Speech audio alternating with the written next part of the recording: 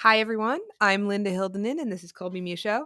We are the creators of Once in a Lifetime, and that is a new musical podcast if you haven't heard it yet. And we are here today with the great Tony Morin, who plays first newscaster in our musical podcast. So we would like to talk to a little bit about to Tony, and we've never done one of these before, so I'm faking it already. Hi, Tony. How you doing? I'm doing great. How are you? I'm doing all right. It's a stressful time for us. I don't know when we're actually going to release this footage. Maybe soon, but we are I'd say as within the next couple years. yeah, okay. Yeah. Yeah. I think that's accurate. Yes. But Yeah. in the meantime, just so everybody out there knows, this is currently what, April 2nd? Yes. April 2nd, and we are Third. between It's a third. Third, yeah, April third. 3rd. Wow. Yeah. So we are between the release of the first and second episode of Once in a Lifetime, and we are working very, very hard at finishing. So Tony plays, as I said before, the first newscaster, and your name is Tony Morin, and you want to tell us, I don't know, tell us something about yourself, Tony. Introduce yourself to the audience. Well, I'm in the insurance biz by day, but oftentimes for pleasure and leisure, I do theater and music and all things related. So I'm game for anything artistic. Absolutely. And a phenomenal actor, a phenomenal singer, a phenomenal guitar player. Mm-hmm. And if you have your iPhone out in front of you, or there was a time, and I understand some things have changed since then, but there was a time when if you had your iPhone out in front of you, you could keep up with the lyrics of "It's the End of the World if we know it as we know it." So I always I'm found sure I that don't very know what you mean. Yeah, yeah. yeah, I always found that very impressive. I want you to know I have been trying to memorize all the lyrics to that song since I was like 17 years old, and I very nearly have it, but It's a tough one. it is. Yeah, it's a tough one. Yes, absolutely. Something maybe I should check out. Something you should check out. Yeah. The word, the world. What That are you song, asking? yeah. You've never heard it I haven't heard that song. by REM? Yeah, I don't think so. He doesn't know the song. I know Yeah, he- that's you could save 20% by switching to Geico, Yeah. Colby. Yeah. Yeah. I didn't know if you knew that. yeah. Oh, I'm okay. I'm sorry. I feel like, am I allowed to say the thing about Kurt Cobain? Yeah. Okay, so yeah, Friday night I bring him to Me.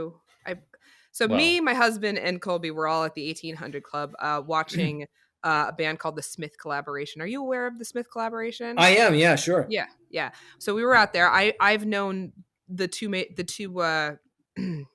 oh, I don't know, titular players. I've known Chuck and Larissa Smith since high school. Since actually Larissa since before high school. Oh, really? I have, yeah, very close friends. And I was trying to explain to Colby how Chuck Smith looked exactly like Kurt Cobain in high school.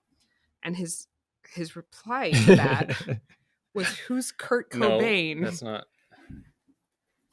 that's not exactly how it went Okay, down. you want to explain exactly how it went down then? I just didn't know that he was the lead singer for Led Zeppelin. No. And I'm just kidding. That's a joke. So we don't know REM songs, and we don't know Kurt Cobain Yeah, with right. Nirvana. Yeah. Yeah. And this is the person that I've devoted my life to making music with. So Well, he's a younger person than me. Yeah. So REM and Nirvana are in my wheelhouse, being 52. Right. Yeah, you were just You their know, age for that. They're about the same age as me. Kurt no longer with us, but so that's right in my wheelhouse. Absolutely. Absolutely. And there's a it's Everybody Hurts. I was gonna say I think he watched the Song Exploder series on Netflix, and there's an REM song, but it's Everybody Hurts, not It's the End of the World as we know it. We'll watch. I'm going to listen to it with him literally as soon as we hang up here. Well, I'm sure he's heard it. He just doesn't remember or realize what the song is. Yeah. Well, the other thing is that he if you haven't figured it out by now, Colby does all the composing and I write the words, and it's a word heavy song. Yeah, and Colby, are you into classical? What's your genre? I do like classical music. Yeah, but I like most music, I would say. Okay. And but I appreciate I really appreciate instrumental music Yeah. deeply. Yeah. Understood. This is Yeah. this song has a lot of words. Oh, that's fine. No, that's good too. Yeah. Quite a few words. I like Yeah. REM. Yeah. So, Tony, what do you remember about how you met either of us?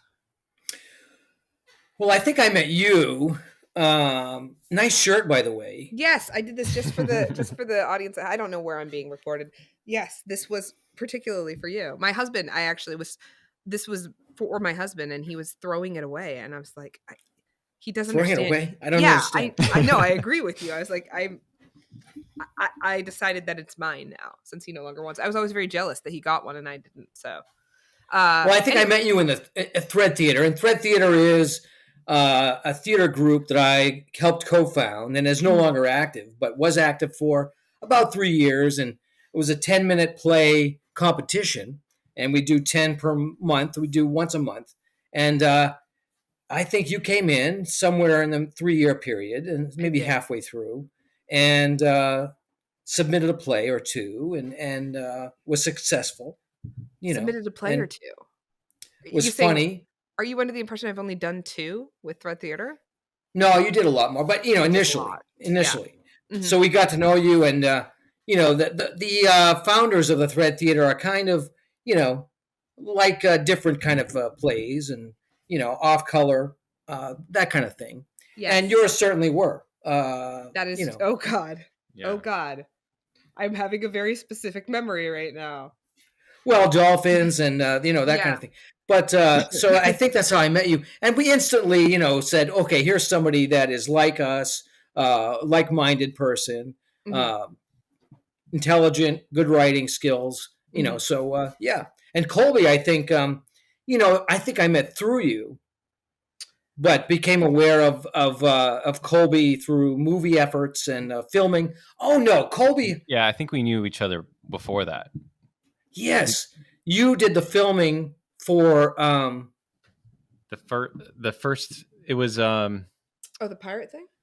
Pirates, but there was something before that too, and I think it's through the Franco Center.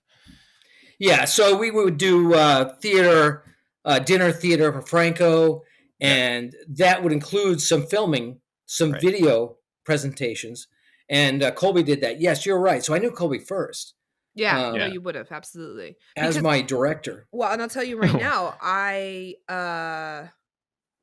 didn't know about this Thread Theater until I met Colby. He had been to 1 or 2 before I ever went. And he mentioned to me that Bernie Button, who was a Thread Theater regular, who was also working on The Damned One, which was the movie project we were working on at the time. And I hadn't met Bernie yet. Yeah. And you were like, well, you should go to Thread Theater and meet Bernie. And so I did. And that's how I got involved with Thread Theater. So when you met Bernie, was the same. That would have been around the same time I met Tony. Yeah. Do you remember if you submitted a script that first night? I did. Yes. Yes, I did. My first script was America's Next Top Dog. And no, wait. I think the title was just Top Bitch. And it did very well, but did not win. And it wasn't until the second time that I went back with a script that, for the life of me, I cannot remember the name, but it was a noir style private eye script. That's the first time I won. Was my second time going, and won as best writer as opposed to best actor. But I remember very distinctly, I had pulled your name and Dan Kane's name from the hat to be my actors, and so I just got on. Yeah, well, it worked out well enough for me, I suppose. But I remember I think the first conversation I had with either of you was I just walked up to both of you. I was like, okay, which one of you is the better actor? And like Dan Kane's like, oh, him. And you're like, it's definitely me. And so I made you the lead. You were the private eye. And this is beautiful. I remember that. Yeah, no, it was a great script. I think. So you came to your first one with a script in hand. I did, yeah. How did you do that? I mean, people usually come and they observe and they get a feel for the place, I knew it was supposed to be less than 10 minutes long and funny. That's, And you just wrote it. Yeah, you wrote it for the thread, or something you already had? No, for thread, I did. Yeah, every single script I ever brought in was original for that like that night's thread. Every single Because one. they were themed, and Right. but people didn't always write for theme. Well, and people would often like work their way, like I can't tell you how often I saw somebody submit the same one over and over again because they wanted to bring something. So I saw Yeah, the same thing several times. I always made the time to write an original that was themed for that evening when I went. now I wrote for every single one, which Did you? was 36, 40 some odd shows once a Mhm. month. But I Yeah. would usually write, not always, but usually the day of, like at lunchtime. Yeah. Of the and then I'd be printing right before after work, and then I'd boom go. Yeah, yeah. Every one of mine was printed on the Schooner Estates printers, like every Yeah, single one. It was not and I was stealing office time. Sorry, John, if you're watching this. But I mean, I just the printing part. No, I would log out and then I would print, but I was using their paper. So, sure. yeah.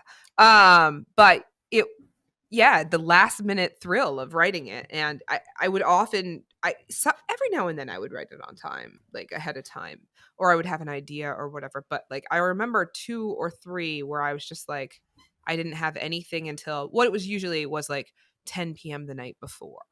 So Yeah, I need the pressure of a deadline absolutely, in order to be creative, yeah, for yeah, sure. we find that that works for us as well. Would you say? We will not that it works, but it's necessary. Yeah, Yeah. absolutely. Yeah, some people Sometimes write it and works. rewrite and get feedback, and that's that I don't understand that. Now you had one of your Thread Theater scripts. Actually, we both had one of our Thread Theater scripts go on to be produced in another place. Yours was the squirrel thing. What was it called? Squirrel Mageddon. Squirrel Mageddon. Yeah. Yeah. So if if anybody out there It may was a thought remember, piece. It was a yeah, thought piece. It was. it was. I don't think I was there You for were that one. not there. You didn't come very often. But there are pictures of me on stage, like in a satin red dress that I was wearing that night, hopping around like this. It's not a great look. Because I was a freaking squirrel and my butt is out because I'm trying to like imagine I have a tail. Yeah. Oh, wow. But the whole setup was reading lines, and no one knows that it's about squirrels until about 2/3 of the way through the play, Right. and Oh. yeah, But my and then character came on as a squirrel. I right, wrote like, right. yeah, you already knew. But someone says one of the main characters says sometimes bad things happen to good squirrels, and so that's the Yeah. That's the turnaround. information that That's for the people who haven't gotten it so far. You've been incepting it for like a page at this point. And right. I Right. remember I caught it pretty quickly. But that's also so what it was based on was, do you remember I don't know how much like 4 years ago, I guess, where there was this weird summer where All the squirrels? there were squirrels, Yeah. dead squirrels in the All street the time. Yeah. everywhere. Like Yeah. like way more than had ever been around remember. before. And it was like disturbing. Like you were constantly driving the street during seeing dead squirrels. And so Tony's play was just the squirrels reacting to seeing all their And fallen homies. It went on to be produced somewhere? It did. The Maine Playwrights Festival. Yeah. Oh, really? Yeah. But it was, it was the kind of thing where two are the main characters, and one says, "Listen, Louis, use the overpass, use the old, and so he's, trying to explain how you can avoid getting hit in the street. Use the culvert over on B Street. Don't go out in the daytime. So, but like I said, it was a thought piece, and it was. Yeah. So initially, like you said, initially you don't know that that's what they're talking about. You don't know that they're just talking about ways to not get hit by cars. So it sounds like they're at war. And then, again, Right. about halfway through, you find out they're squirrels. And then in the Thread Theater version, I come jumping out in a satin red dress going like this. And it was a fascinating night. Yeah. Yeah, it was good. Yeah. I have a question. Okay. So, Tony, you, like as Linda mentioned earlier, you play Newscaster #1 in Once in a Lifetime. I do, Have you ever played a newscaster before? I never have. Really? No, I've done a lot of theater, and I've done 25 some odd plays, and never played a newscaster. One of the things that I've heard but some of the A good lot of feedback people, is yeah. that people actually thought the newscasters were all real newscasters. But they thought those were headlines that we had just ripped. I So mean, that's I did well, kind of rip the but headlines. I don't the know. I sound of it, I rewrote mean, them. But yeah, no, absolutely. yeah, Well, I can't speak for myself, but I listened a couple times to episode 1, and the other two, I would agree. I mean, dead on newscasters, and we all have different styles. Like yeah, we joke, I'm Tom Brokaw, Mhm. yeah. but the other two are dead on. I mean, the woman. I'm sorry, Tamara. I don't know her. Yeah, Tamara Lilly. She's incredible. You'd swear you were listening to NPR, Uh-huh. Oh newscast, No, yeah, 100%. Yeah, and Sean did a great job as well. But again, different, absolutely. but newscaster voice. Well, I don't know the woman, but Sean, Sean is a veteran of thread and theater, so he can, Yeah, adapt and play anything you need him to, yeah, so I'm yeah. not surprised, but And he really leaned into a sort of a theater reading style there. Like, you could definitely tell that it was like she I think has done a great deal of voiceover work. And actually, she was in the reason I met her. This is interesting. The thread script that I wrote that went on to be produced was Someone to Watch Over Me. And I ended up taking my 10-minute thread script and uh lengthening it to a 20-minute piece. And you probably won't remember this one, but basically the idea was that there was a like an Alexa basically oh that had gained sentience. You saw it with you yeah, saw the produced version with me, yeah. I saw but it. I did a shorter version at Oh script okay, thread originally. yeah, I remember that. Yeah, Yeah, and so I like lengthened it, and because I think thread scripts are really good at starting off places, like sure, because sure. you can never do exactly what you want with them, but it's always it's a really good way to sort of put pen to paper. So I lengthened it and like brought it out, and then I submitted it to. I had been involved with Studio Theater of Bath, and they were just about to do their new Playweight festival. So I lengthened it, submitted it to that, and I was chosen. So they produced it in Bath, and Tamara played the role of, oh, what is her name? Why I don't was just trying basically to of think of the that. Alexa, Lexi. I think it was just Lexi. I think I shortened it to Lexi. I Okay, could Yeah, totally be wrong. it was either Lexi or it was another A name. Yeah.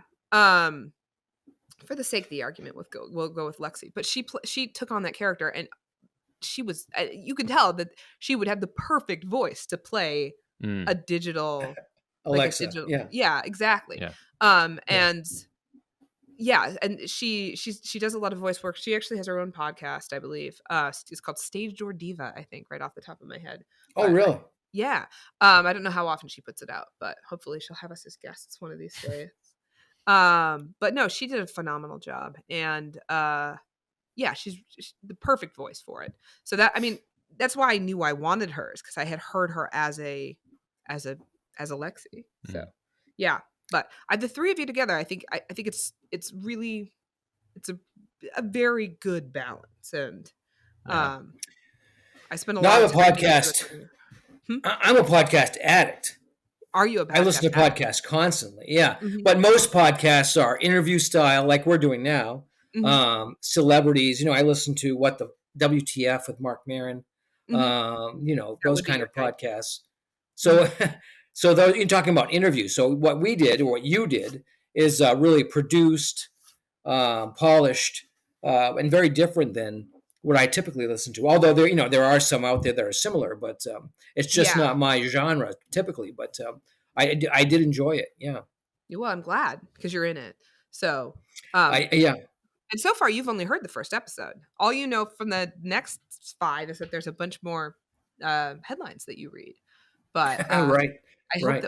I hope that we get you hooked, Yeah. because And we, well, should we, I don't want to show behind the curtain, but the work that we did was just the three of us and me reading all the lines and not seeing another actor, which that's is what, exactly right. which is classic voiceover work. Hmm. Oftentimes. So, I mean, I'm just reading lines, and for you, you've got it, the whole storyboard in your head, but I have Yeah. no idea what the heck's going on. I had, we did talk a little bit, but, Well, and that's for you. That's fine because your character wouldn't know anything about the plot, right? Your character's a fucking absolutely. newscaster. Yeah. Yeah. Just read the news. Read the Right. news. Yeah. 100%. Yeah. Yeah. So I just swore, now we're gonna have to Oh tag it or no, what are we gonna do? something. Yeah, no. So for your character, it wasn't necessary, but this Right. no, you bring up an extra interesting point. We worked with actors in a variety of ways for this. So our two Yeah. main characters and me, I played Lisa. We recorded in a studio and we were there actually responding to each other. Um, but we also cast in we have two of the so the ensemble's coming in episode 3. Two of the ensemble members are from California. One Hmm. one is from Jersey. Like we had to do a lot of work with figuring out how to get different voices in different spaces.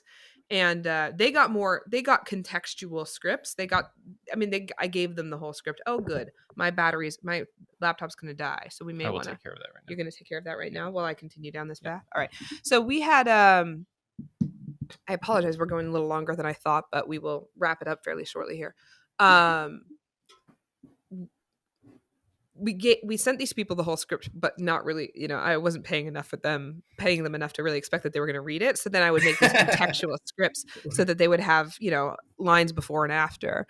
And it was just really interesting because the other thing is that there was 3 different things. Some people we recorded in studio together. And then some people we recorded in studio, but by themselves. So like Glenn Atkins, did Glenn ever do Thread? Probably not. I don't think I remember Glenn at Thread. Well, he would do, pirates and other things with us. He might have Okay, come to Thread a couple times. Yeah, it's not his thing, sure. but he might have Yeah. come to see it. Yeah. Well, he plays a character named Rick, and he was just in Colby's office, and I was reading every part across from him, and then like asking for new readings the way we did with you. And we did it with Thomas. And yes, And Thomas Smallwood was also in the studio. And then Amber did a mix. She did her musical vocals in studio, but she did her other stuff at home.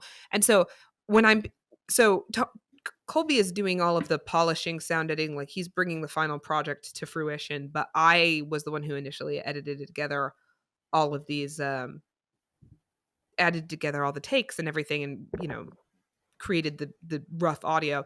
And it was very, very easy-ish for episodes 1 and 2, but then episode 3 comes and we bring in the ensemble, and that Hmm. is 7 new people, and none of them are in the room together, and I'm trying very hard to make it sound like they're actually reacting to each other. And, there were certain lines I had to cut because I didn't have a reaction to it from the other people that made sense. Like, I was like, Yeah. "Oh, I can't use this line because I don't have the audio of people responding the way they would respond."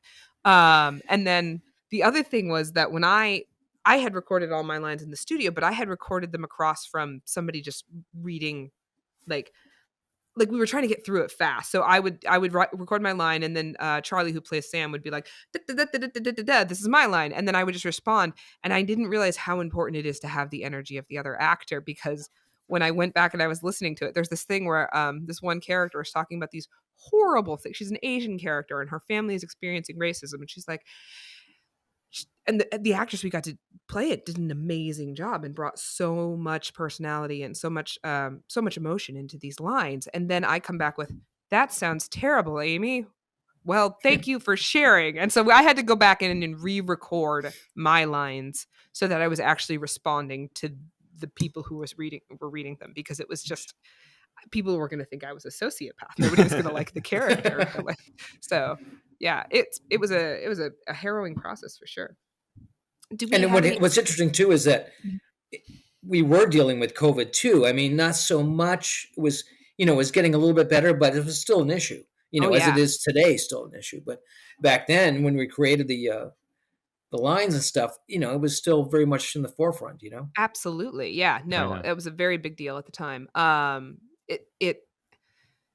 We went through different phases of it too, because when we Hmm. first wrote this, so we had submitted this. And gosh, anybody who cares enough to watch all of our media is going to hear the story so many times. But we had submitted this to a 15-minute, um there was a 15-minute new musical festival, which is where we wrote the first draft of this, and we submitted it, and it didn't win. So we're like, we want to do something else with it. Um, and initially, what we were thinking, because this was June 2020 in Maine, where nothing had gone wrong yet, really, was that we were going to stage it, and then Right. uh, as we got closer to like, as we put more time into it and we started looking at venues, I was like, we can't stage this. Like, first of all, we were going to do some pro shot because Colby has a video company. And I was like, if we try to put it online, people everywhere else are going to look at us like we were being wildly irresponsible, because nowhere else in America is like Maine right now. At the time, it was just Maine and Vermont that were relatively safe, and everybody else was awful. Mm. And then I was like, if any of our actors get sick, it's going to come back on us. It could be the end of our careers. And then the wedding happened. That just Right. Infamous wedding. yeah, it completely messed up the state basically after that. And so that's when I mean, It was before, inevitable. yeah, It no, was it was inevitable. inevitable. Yeah. Yeah. But it was traced back to, it was always going to be traced back to something. In this case, it was a wedding. And it was, anyways, it's a good thing that we didn't go that route. But I mean, I think we thought about it for about a day and a half before we realized we were being dumb. So, but either Well, way, podcasts are where it's at today. I mean, yeah. there are so many podcasts and so much material and so much content. It's it's a question of finding what's good for you and what you like. And but everyone seems to have a podcast, and Well, that's everyone's part of doing it too. Is like that's one of the appeals for us, was that this medium is so accessible Mm-hmm. to pretty much anybody, and Really it's is. free. Right. So, and you can listen to it anywhere. Mm-hmm. So you could be driving, or you can be cleaning the house, or anything really. Yeah. Yeah. That's what. So we had for the listeners at home that don't know, we had a cast preview of the first episode. That was a Zoom call, and Tony was on the Zoom call. And during that Zoom call, I guess during it, we played the first episode because they hadn't had a chance to hear it yet. And I guess my husband just got up and started cleaning the house because he had nothing better to do. And he's like, it felt really Yeah. natural to clean the house listening to this. That's a good job, guys. That feels like a real podcast, because that's what we both do. We both like passed the clean bar. 2 podcasts. Yeah. Yeah. All right. Well, do you have any specific questions for Tony? Because he kind of covered everything that. Hold on, I'm gonna look at my Nothing little specific. list. No. I mean, All right, here's my little list of things I was gonna go over with Tony. Introduce Tony Morin. Hey guys, that was Tony Morin. Talk about how we met. Good. Talk about why we wanted him to be involved. He's good. He's good at it. We wanted him to be involved because he's good at it. Ask him why he wanted. Hey, why did you want to be involved with this, Tony? Well, I love podcasts. I like your work, both of you. So I would do anything that if you asked me to be involved. So it was a no-brainer for me, for sure. Well, thank you very much. We appreciate that. yeah. We like being sucked up too. Okay. Talk about the I recording remember process. I auditioned for the movie, and I think that I shocked Colby with my audition piece, which was part of my deal. Yeah. I mean, anytime. Yeah. So, but it was enjoyable to audition for the. Yeah, you remember where we did that, right? That was back at Webster Street, I think. It was his old. Okay, so you're gonna have to contextualize that a little better for him. He had an office on Webster Street at the time, and yes, that is where that happened. Yeah. Yeah, I kind of remember. Yeah, for sure. Very small room. It was a very small very room. small. Yeah, and that was the first time anybody wanted me to be at an audition. And I was like, oh, like as a decider. So that was exciting. That was a fun night. Yeah, but we always knew we wanted to work with you as soon as we could. So apparently, as soon as we could was much later. But here we are. So things do happen.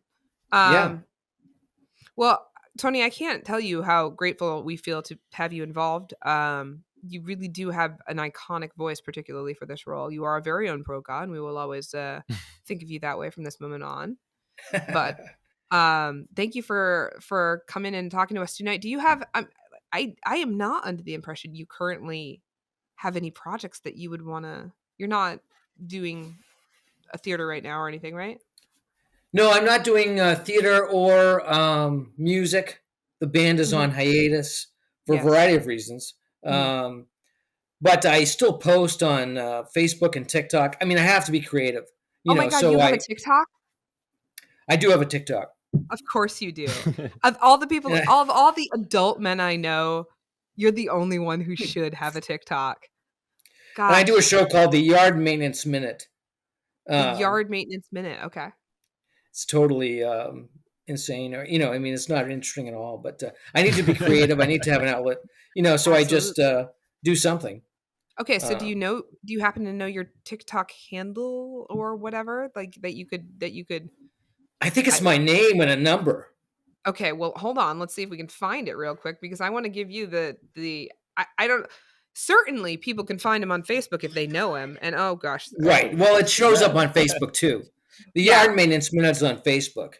Well, I'm hoping that this reaches more people than just the human beings you've met, basically. Tony Morin 658. 658.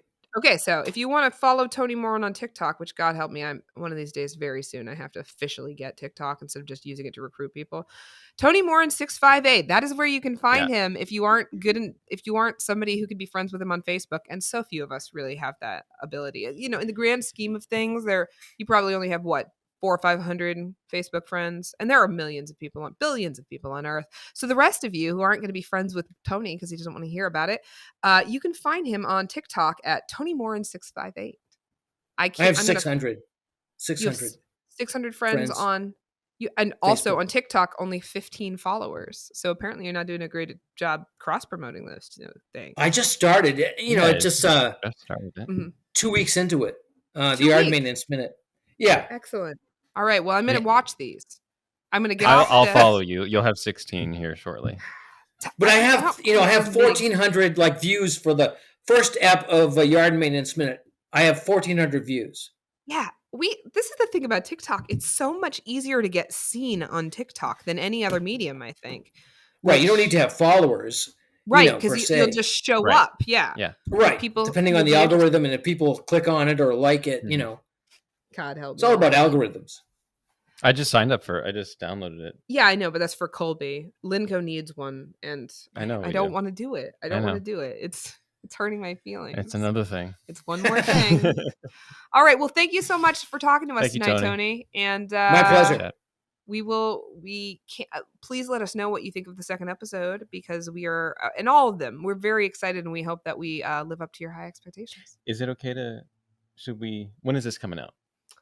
This will be after Tuesday. Maybe.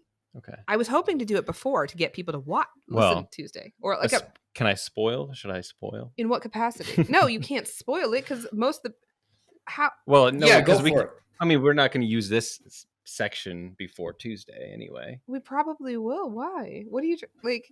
No, I mean we have all of the other stuff we could use. What do you mean all of the other? I was just gonna put the whole thing on YouTube. I mean, obviously Uncut? We're gonna edit out. Maybe, yeah. And that's not gonna be uncut. We're gonna leave this. Do you? Oh yeah, this is compelling. Do you remember at the beginning of the conversation where Tony literally asked this conversation? I'm sorry. You asked this question, right? And I answered. Before we hit record, I said if it was good enough, I was gonna put it up uncut because that would be easiest. Yeah, but I was only listening. Don't spoil it. I don't know if I'm going to cut out us arguing or not. All right, I won't spoil it. We'll do it off the record. We'll do it off the record. All right. Well, let's say goodbye, and then we'll tell Tony whatever we had to say. Bye, Tony. Bye. Thanks. It was a pleasure. Yeah, it was a pleasure having you. Always good to be with you. Indeed.